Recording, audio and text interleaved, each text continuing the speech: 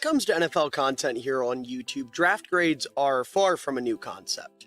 There's plenty of people out there who will talk about their favorite drafts or their least favorite drafts. People that have a channel dedicated to a specific team will focus on that team's draft. There's guys out there, like I did last year, who will talk about the draft in its entirety, but break it down into 8 videos going division by division.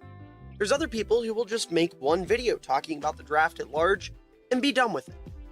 All of those are very valid and, quite frankly, correct ways of going about this whole draft content thing. However, because I wanted to be different, back in the month of May, I decided that I was going to do one video for every single NFL team. 32 videos throughout the months of May and June, talking about the draft and grading every single pick. Here we are at the end of August, and I still have 2 whole divisions left to do. So that didn't work out, and I found out very quickly why I had seen no one else do this. Now, that being said, I made a commitment. I owe it to both myself and to you, the viewer, to complete this, to go through with these last 8 teams, these last 2 divisions, and hand out my grades for the 2024 NFL Draft. Now, that being said, because we are in late August, preseason has ended, cut day is either rapidly approaching or in the past by the time you're watching these videos, and we've seen camp and, the development that these rookies are already undergoing. Just know that that's not really factoring into these grades. Now, there have been a couple exceptions here and there. I make sure to disclose when those are, but for the most part, these grades were grades that I wrote down in, early May and have stuck to. Now, that being said, if there's a grade that is already showing signs of aging poorly, then I will tell you, hey, this is how I felt about this player before the draft. However, it looks like he's already starting to prove me wrong. I will happily admit that, and we can all laugh at me taking forever and being a big, dumb, stupid idiot. Also with that, please try to keep in mind that I'm not trying to say that I am better or know better than any of the GMs that get mentioned in these videos. I'm just a 21-year-old college kid who spent what little free time he had during the spring, taking a look at film and scouting prospects and doing what I could to the best of my ability. And I like sharing my opinions on this kind of stuff. You guys seem to like it when I share my opinion on this kind of stuff, so I'm going to continue to do it. So without further ado, let's go ahead and talk about the Arizona Cardinals and what they did during the 2024 NFL Draft. Good Lord, the Cardinals had a lot of draft picks this year. They had 7 picks in the first 3 rounds. That's an entire draft's worth of picks in the first 3 rounds. So we're not going to waste any time. We're going to go ahead and dive into it. I'm going to tell you right now, we are not going to spend a lot of time talking about Marvin Harrison Jr., as we all know what he is. The crown jewel of this draft, the best player in the draft, in my opinion, which hurts me a little bit to say because I love Caleb.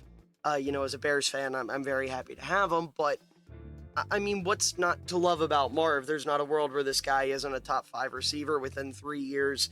He's an incredible football player. And the thing I love the most about this pick is the way he blends with Kyler, because Marv, he does everything. He's, a good intermediate player. He's a good short game player. He's a great route runner. He's great at winning 50-50 balls, very aggressive at the catch point, can sit down in soft spots as against zone, can, do everything. But one of the best parts of his game, his main selling point, being 6'3", 209 pounds, is he's a deep threat. He's going to make big plays downfield. Number 1 in Arizona is one of the best pure deep ball passers in the sport. I know people tend to forget that because, the injuries and the Cliff Kingsbury era of Arizona football that I like to forget about because fuck that guy. But Marv is going to be so big for Kyler. He is the perfect wide receiver for Kyler's skill set. And now you take a look at the way this receiver room is constructed. I mean, you've got Marv as your number 1, your X.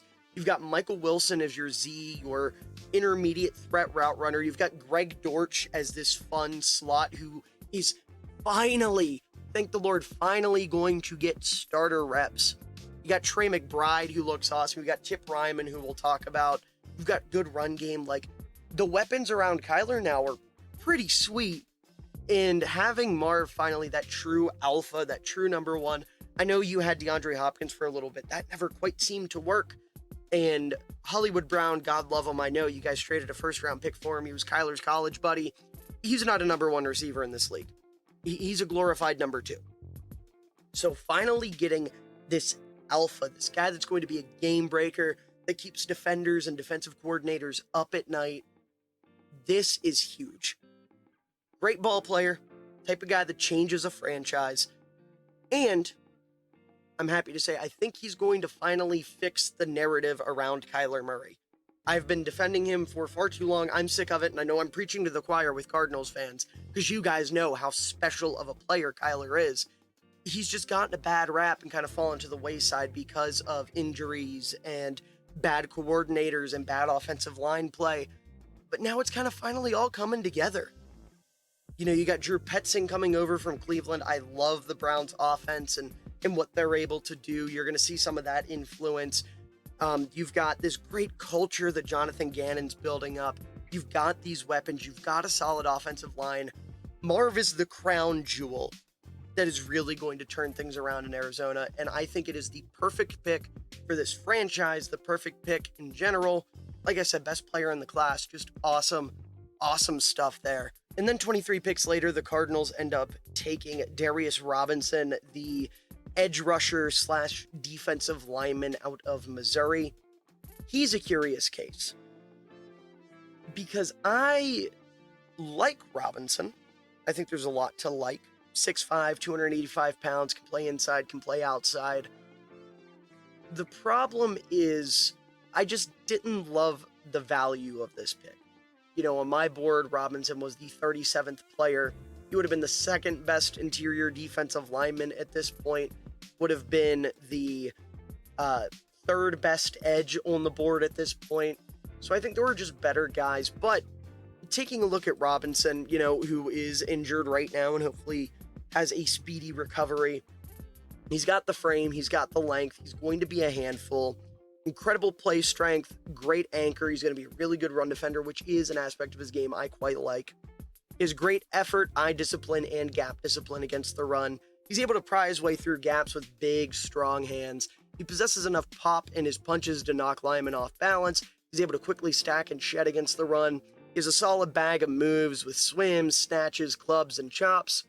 He has more bend and ankle flexion than you'd expect. Not fantastic, but just for someone his size. And he has great stamina, a really good motor, especially for someone his size. But again, the athleticism is lacking. First step is very inconsistent. Doesn't have great twitch. Doesn't have great hip flexibility. Foot speed is pretty average. Fires off the ball a little too upright for my liking. He's not great at stacking and chaining his moves together, even though he has a pretty decent bag.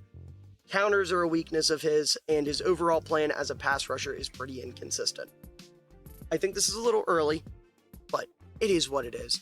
I think he's a fine player. I think, you know, looking at the defensive line here, as a 4-3 defensive end, I think that's the best fit for him. In fact, I'm looking at this in pre-production. I gave it a B-. I think I'm going to up that to a B+, just because the more I think about it, he's a good fit schematically. He makes sense. And I kind of forgot how much I like his run defense, because I'm looking at my notes here, and I had a lot of nice things to say about his run defense, and I love a defensive end who can defend the run. So, not the perfect pick, but definitely a very solid one. Definitely a player that can be pretty good. For a comp, reminds me a lot of Leonard Williams, who has made a very respectable career for himself. So you definitely can't go too wrong there. As we get into the second round, they end up taking Max Melton, the corner out of Rutgers. And I just wasn't a huge fan of Melton, point blank period. I watched 15 corners this year. He was my CB14. Had a mid fourth round grade on him. You take him in the second. Don't love the value. Don't love the player. I also thought, you know, above all else, there were just better corners on the board. You look at a guy like Mike Sanders, still would have been really nice. Ennis Rakestraw would have been huge. Renardo Green was great. Andrew Phillips was great. Kyrie Jackson, may he rest in peace, I thought was a better player than Max Melton. Would have been a great pick. But regardless, he's got solid length relative to his smaller stature at 5'11", 187 pounds. Plays a little bit bigger than you'd expect. He's aggressive downhill, packs a punch. He's willing to throw his weight around. He has solid straight line speed. He runs pretty well. He's able to track the ball in the air. He's able to high point it, and he works hard to finish at the catch point. He's active against the run, not super effective, but he's trying his ass off for sure. Really good on special teams. He has experience playing inside and outside, great ball production, tons of starting experience, very durable, didn't worry about injury. Obviously, he has NFL ties with his brother, Bo Melton.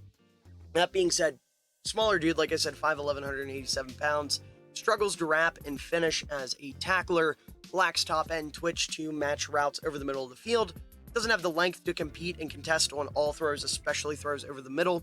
He has to jump and leave his feet too often to contest passes. And given his frame, I think he's kind of a slot-only player. Now, looking at the Cardinals' initial depth chart, it looks like he's going to be playing on the outside. Don't necessarily love that, but it is what it is. I think there were better players on the board, point blank period. That's my big gripe with this pick. I didn't see Melton as a second-round player. Hopefully I'm wrong. Arizona clearly saw something in him. We'll have to see what ends up happening there. Then we go to the third round, their first of 4 third-round picks. They end up taking Trey Benson, the running back out of Florida State. I like Benson a lot. The injury kind of moved him down my board a little bit. But, I watched 15 running backs. He was my RB5. Out of the top 5 running backs, he's one of 4 that I thought were, truly RB1s, right? Corum, Braylon Allen, Jonathan Brooks, and Benson, I think, are like true number 1, can lead a committee type of backs. And then Will Shipley was also in my top 5. He's more of a scat back, but I still think he's super talented. But regardless, looking at what Benson does well, it reminds me a lot of DeMarco Murray. He's got a really sturdy build with good size and powerful legs, great burst and breakaway speed. He can be a home run hitter on well-blocked runs. He has incredible contact balance as he keeps his legs churning and ended up forcing 124 missed tackles over the past 2 seasons on 310 carries. It's pretty impressive. He uses his size and power well to grind out difficult yardage and can convert on short yardage situations. He has a pretty effective stiff arm that you watch it and you just know there's a little bit of hate behind it. There's a really smooth transition for him from receiver to runner after the catch.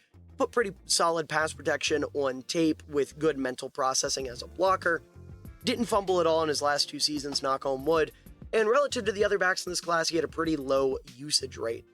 Now, that being said, when it comes to dealing with contact, he's somebody who bends at the waist more so than lowering the shoulder. Not great. He's also somebody who is more of a north and south athlete without a lot of hip flexibility. He lacks that burner speed to turn the corner on outside runs and really beat guys to the corner to turn out the field. His vision is far from perfect, which is kind of my big gripe with him. That's the number one thing for me with a running back. If a running back has good vision, that is important to me above all else. I can get behind a guy who isn't super strong, isn't super fast, got to be able to see the field. And then in 2020, the injury I mentioned, tore his ACL, his MCL, and his hamstring. Not great. Obviously, he's past that, but still worth keeping in mind. That, as well as the vision, was enough to drop him a little bit behind in my running back rankings. That being said, he adds some dynamism that this running back room simply does not have right now. Very nice compliment to James Conner. I think he's somebody that could take over as RB1 sooner rather than later. Conner's getting up there in age, and while he is a productive back, he's not exactly the most talented player.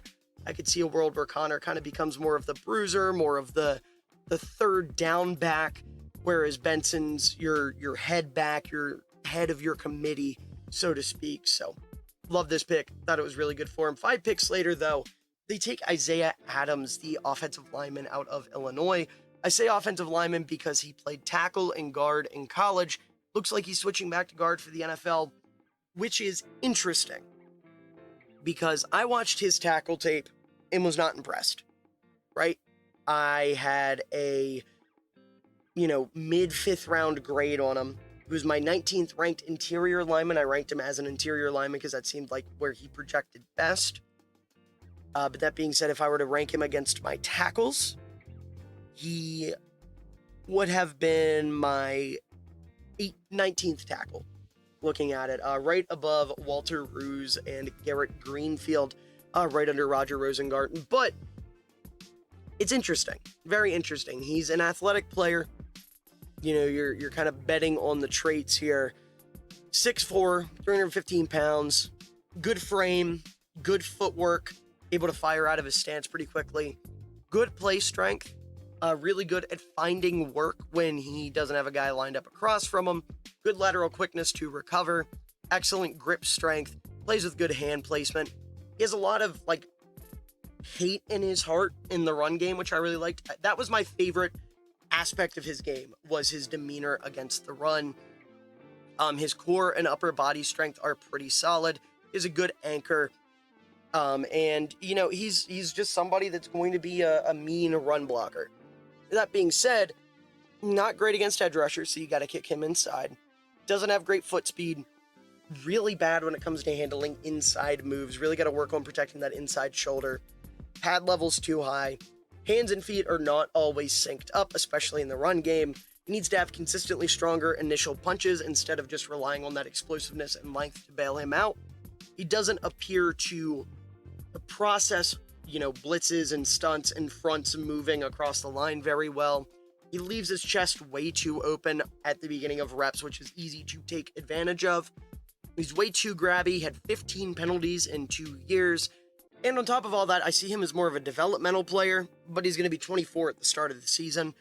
So that's one of those things where when you're 24 as an NFL prospect, you're kind of in, I don't want to say put up or shut up mode. So I don't love drafting a developmental guy. All in all, I just see Adams as more of a developmental player, and that's where a lot of my critique comes in. I don't see him as a guy that was worth a third-round pick by any means. You take a look at some of the guys that would have been available here. This is 371. Dominic Pooney was still there. Christian Haynes was still there. Cooper Beebe was still there. Zach Zinter was still there. Mason McCormick. Christian Mahogany, who ended up going in the 6th round of the Lions. There were some legit interior linemen still on the board. That being said, they're obviously really sold on that guard tape. I haven't watched as much of it as I would like to, full transparency. But based off of the traits and the scouting I did do with him at tackle, I just don't think he's better than any of the other guys I mentioned. I think this would have been a pick where if you had taken him a little bit later, then this is a different story. And you're like, okay, maybe he can be something because you have the traits. However, as a 3rd-round pick who's already 24, you kind of expect him to be on the field sooner rather than later. And I just don't think he's ready for that. But then just 11 picks later, they take his teammate Tip Ryman. And I like him a lot more. I think he is a very, very solid inline tight end. Gives you something you don't really have with your other tight ends. Trey McBride can be an inline tight end, but he is best suited as a jumbo slot, as a wing tight end. Elijah Higgins, same deal. He is a converted receiver, if I remember correctly. So Ryman gives you that true, inline tight end, that true big body blocker, to allow you to kind of run some of those heavier packages to focus more on the run. Obviously, with Drew Petzing coming over, you're going to be running more 12 personnel. And to get a guy who is 6'4", 271 pounds is huge for the run game. He's got the height, he's got the size, he's got the length. He can bulk up a little bit and be an even better inline blocker if that's really what you want to focus on with him. But him at 271 gives him a little bit of wiggle room to work on that receiving upside. I think he has a good bit of receiving upside. But at his current size, he's able to handle, defensive ends one-on-one because of the size and strength. Does a really good job on down blocks, able to wash defenders down the line. He can kick out edge defenders to create big rushing lanes. He climbs to the 2nd level and kills linebackers and is able to make blocks as a slot receiver as well. They did a little bit of that with him at Illinois. I don't know if he'd necessarily do that in the NFL. He has a strong punch and really good leg drive that allows him to finish blocks consistently. As a receiver, he's a big target, so Kyler, if he just needs to hit something, he's under pressure. You have a guy that's 6'4", 271 pounds just standing there. You can put it up. He can reach his arms up and just be bigger than the guys around him. That's a great thing to have. Additionally, because of that size, he's good after the catch when it comes to breaking tackles and running over guys. Obviously, he's not going to juke anybody out of their shoes, but he's an old school tight end, and I love it. He was a very underutilized receiver in college. When he got the opportunity to stretch the field, he was able to, and he does a really good job at finding soft spots against zone coverage. Now, that being said, with his size, he's not super fluid, not super evasive, not a great separator. That's all right. You're not drafting him to do any of that. You're drafting him to say, hey, Tip, listen, we're going to run the ball to your side of the line. Can you make this defensive end wish he was never born? And he's going to say, sir, yes, sir. And then he's going to make that defensive end wish they were never born.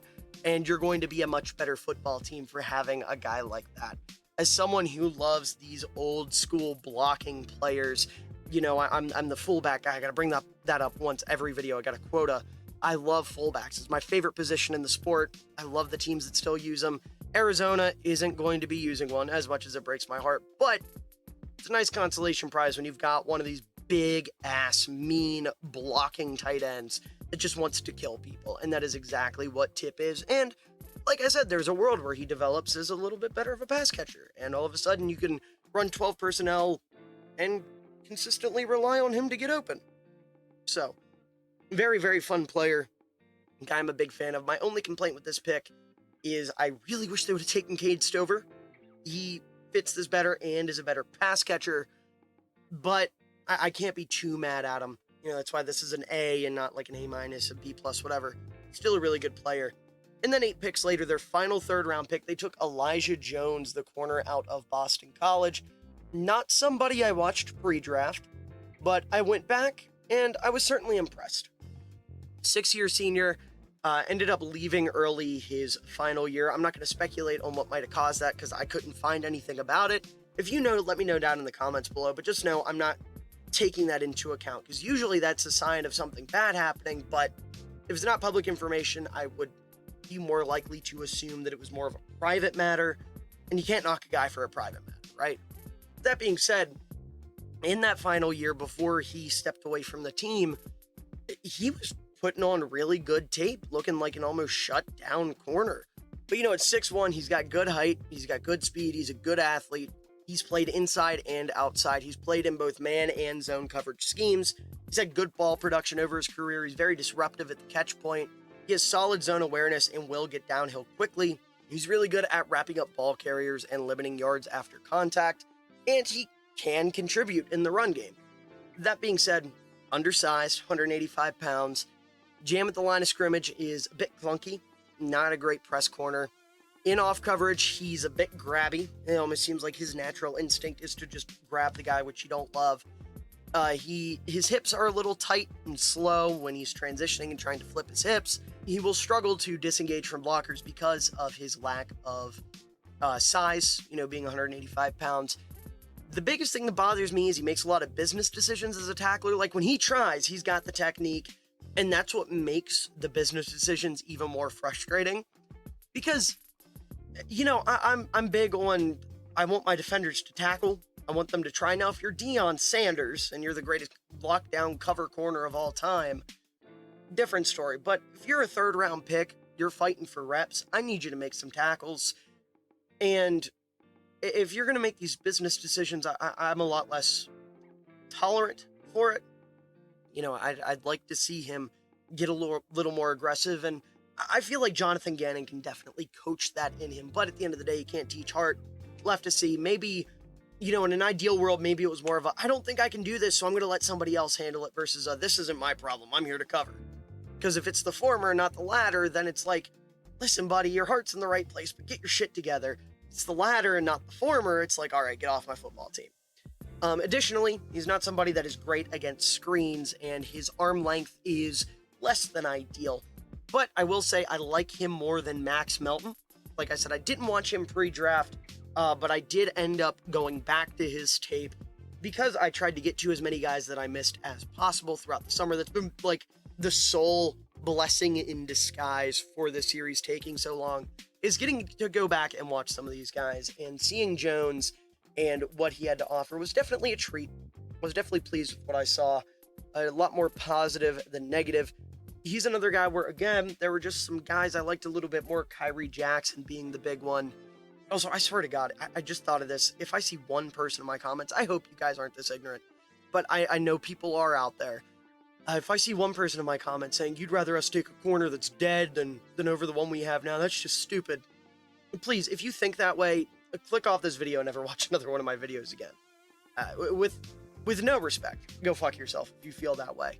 That was a freak accident, not Kyrie's fault. May he and his teammates rest in peace, but I digress. Elijah Jones still a pretty solid player, maybe a bit earlier than I would have taken him, but I do think he's better than Melton, and he's someone that definitely I'd gravitate towards more than Melton.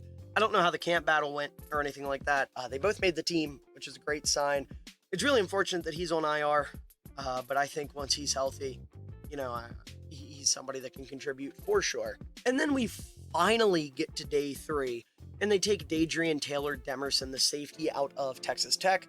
Another guy I did not get to pre-draft, unfortunately, but, 5'10", 197 pounds, very versatile player, can play a little bit of everything, can play up in the box, can play safety, can play out of the nickel, good vertical and horizontal speed to stay with pretty much any receiver, very intelligent and instinctive player who knows where the ball is going to be and knows how to get there, be in the right place at the right time. He's able to identify and diagnose plays quickly to react with elite closing speed. He's good at anticipating routes and forcing incompletions and turnovers with good frequency.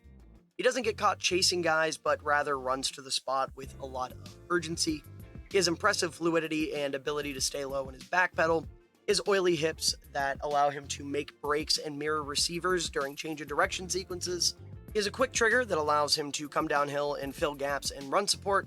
Great communicator, knows where run plays are going and can make plays from all over the field. And he makes the most of his opportunities to create turnovers. That being said, for the type of safety he is, this versatile chess piece, he's a little undersized, doesn't take the best angles, not somebody that's going to drive through a ball carrier, more of a wrap and try to drop guy. He can get too focused on reading the quarterback's eyes and let receivers get behind him, and he's going to be, because he locks in on those quarterback eyes, he is susceptible to fakes, if quarterback looks him off. It's going to happen more often with him than the average safety. He was a much better tackler this past season, but he still needs a lot more patience on runs to the outside, especially. He can be beaten out by taller receivers and tight ends for jump balls, and he's over-aggressive, which can create negative plays where he runs past the ball carrier or jumps a route a little bit too quickly, things of that nature. So not perfect, certainly have to reel him in a little bit. The size, obviously, you can't do anything about, certainly less than ideal. My big complaint here, my favorite, and the guy I thought was the best safety in the draft, Malik Mustafa, was still on the board. And Mustafa does everything Demerson does, but better. And he's more polished. He's a better athlete. He has better football IQ, at least in terms of identifying and recognizing concepts and things of that nature. So basically, you're taking a smaller, less refined version of another safety that was still on the board, went 20 picks later. Don't love it, but I still think Demerson's a good player. I think he's a good backup, somebody that can learn a lot from Baker and Thompson. Someone I'm excited to watch his development long-term, but I gotta knock him for not taking Mustafa. That's been a consistent thing I've been doing. A guy like that who I will pound the table for, I thought was by far and away the best safety in this class, had no business being on the board at this point. Taking Demerson over him is not great, for sure, but still, B+ grade, after you've already had 7 picks, you're not going to be perfect, right? But still pretty good. Good player. We move into the 5th round, their first of 2 picks. I thought they knocked both of these 5th round picks out of the park, starting with Xavier Thomas, the edge out of Clemson. Great player, great developmental player, former 5-star athlete, has great high-end speed, length, first step, bend, and strength, translates speed to power very well, shows all the necessary tools for a killer bull rush, just kind of has to put it together. Flashes a really nice dip move thanks to outstanding bend, which allows him to turn the corner without losing momentum. He utilizes an effective push-pull move with strong arms and quick hands. His hand usage definitely stands out. He's able to swipe at blockers and keep their hands off of him. He's quick to decipher what blockers want to do to him. He has a quick processor and disciplined eyes that stand out when he's defending the run. Plays a lot bigger than his listed size of 6'2", 244 pounds, and has good play strength and length that create major issues for blockers. His relentless pursuit with the necessary speed to quickly close once he locks in on a ball carrier reminds me a lot of Vic Beasley. That would be like my go-to comp for him. But I've also seen people float around a former Arizona Cardinal in Hassan Reddick as kind of this like 3-4 outside linebacker, athletic edge type. I see it. I definitely see that comparison. I think he's not quite the coverage player that Reddick is, and that would be the big disconnect, but I digress. I wanted to bring that up because it's a fun little connection, and I definitely see where people are coming from with that. Now, that being said, his frame is far from ideal, which came as a result of dropping a lot of weight after some issues in 2020 and 2021. He doesn't have a true go-to move. His counters aren't great.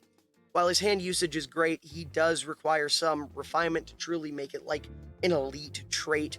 And then, like I said about his bull rush, he's got the tools, but he needs to put it together. His college production was really bad, never surpassed 5 sacks or 38 pressures throughout his 6 seasons, and his health has been a consistent issue, including getting hurt running the 40-yard dash. That being said, you take a look at this edge room, I think he's going to be able to make a name for himself sooner rather than later. Obviously, Cam Thomas just got traded away, freeing up an extra spot. I think Xavier Thomas is going to show Cardinals fans that him falling to the 5th round was a bit of an oversight on the end of the National Football League. I think he's going to make a lot of teams regret passing on him. This was probably my favorite pick the Cardinals made. Like, obviously, Marv is in his own tier, but like, outside of that, this was my favorite pick the Cardinals made. I'm really glad they were opening up spots for him with trading away Cam Thomas. And I think he's going to be a very, very good player for the Cardinals long term. And then their other 5th round pick, Christian Jones, the tackle out of Texas, had a 4th round grade on him. You get him here in the 5th. That's great value. 6th year senior, really good athlete, well-built frame, good length, excellent progression profile, has gotten significantly better each year of his college career. His great hand usage as a pass blocker with punches that pack a punch. He has great grip strength to latch on and maul defenders. He's really good footwork, former soccer player. He's able to get depth in his sets and mirror defenders with ease. He's a solid wide base and pass pro. His anchor is good enough to absorb bull rushes. He's a smart player who quickly identifies and reacts to stunts and blitzes. He's able to overwhelm opponents from the snap to the whistle. Even if he doesn't quite have a mean streak, he still is a pest, which he kind of uses to balance that out. His good awareness as a run blocker, and he has experience with both zone and pin and pull schemes, making him a very versatile player. The Cardinals getting Drew Petzing, he's coming over from Kevin Stefanski, had a very diversified run game. So you would have to assume Petzing's going to bring some of that over with him. That being said, not the best lateral mover. Play strength is short of great.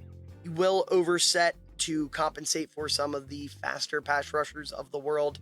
He relies on power a little too often. He bends at the waist a little too frequently. And he had 29 penalties in 4 years as a starter. But that being said, this is a great swing tackle, right? I think this is somebody who is an absolutely fantastic swing tackle. Taking that in the 5th round is great value. Having your offensive line right now being comprised of Paris Johnson and Jonah Williams as your starter, with Beachum and then Jones, even though he's on IR, as your 2 backups, I think is awesome. I think that's great for Kyler to keep him upright. And then we wrap up here with their 6th and 7th round picks. Tejuan Palmer, I believe is how that's pronounced, and Jaden Davis. I didn't watch either of them pre-draft, and quite frankly, considering they both ended up on the practice squad, I didn't do a ton of research, but Palmer, 6'1", 210, looks like he's a good player after the catch from what I understand. That's great. And then Davis, he's got the stereotypical nickel build, 5'10", 182 pounds, good burst, just looking at the NFL draft profile for him, just to have something. But like I said, neither of those guys made the final 53. They're both practice squad guys. Surely there's something there to justify taking them. I will say Palmer, if I had actually watched him, I probably wouldn't have given him a super high grade unless he blew me away, because there were some really good receivers that I was a huge fan of. still on the board, but I'm not going to knock them for taking a guy that I've never watched. Because for all I know, Palmer could be the steal of the draft, and they're stashing him on the practice squad, trying to keep that secret from everybody, right? But overall, love this draft for the Cardinals. Short, there were some picks I wasn't a huge fan of with Melton and Adams, but when you get Marv, you get Trey Benson, you get Thomas, even guys like Elijah Jones and Darius Robinson, and of course, Tip Ryman. Great stuff. Going to give them an A-. Not the perfect draft, not a fantastic draft, but a damn good one. And really, you could have drafted Marvin and then thrown the rest of your picks in the trash, and I still would have called that a win, because that is how important he is going to be for this franchise. Cardinals fans, rejoice.